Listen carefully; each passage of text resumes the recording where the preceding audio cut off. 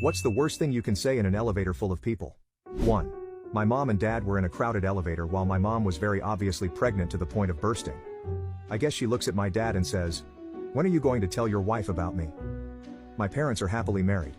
She was just pranking him. My dad said it was the longest elevator ride of his life. 2. That noise your body involuntarily makes right before you're about to puke. 3. Pretending to talk on the phone. Well, the doctor will let me know as soon as the test results are back if it's tuberculosis. 3. My grandpa farted in an elevator with a priest once and it was so bad it made the priest use the Lord's name in vain. Absolute legend. 4. Before we begin, would anyone like to get out? 5. Loudly announcing the floor numbers, and as you start going up or down, say the numbers with increasing excitement. 6. Remember, no Russian. 7. I've always been a fan of This Body Is Weak, I Must Find a New Host. 8. Do the classic trick from the roller coaster.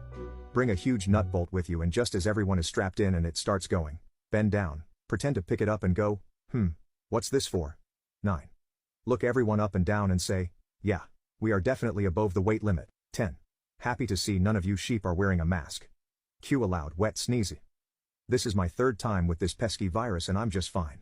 Cue a labored wheeze. 11. They did a fantastic job at cleaning this elevator, you can't even tell someone died in here. Then silence. 12. I once was in an elevator at my dorm in college and it was packed, it was very quiet. I decided to say, "So, what do you guys want to talk about?" No one replied. I received death stares.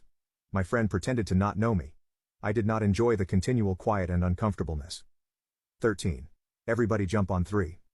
14. One hand inside your coat, leaning against the corner. You'll be seeing me on the news later today with a big smirk, not making eye contact. 15. Wow. A lot of good and terrible choices here. 16. I was at a convention and was crammed in the back of the elevator with a bunch of people. Whose hand is that? Don't stop. A lot of people got out on the next floor. 17. Something to embarrass your spouse? My father-in-law farted in the elevator once. He immediately looked at my mother-in-law and said, "Don't worry, darling, they'll think it's me." 18. Not something I say, but I like to stand in the corner of the elevator and subtly flex and straighten my knees over and over.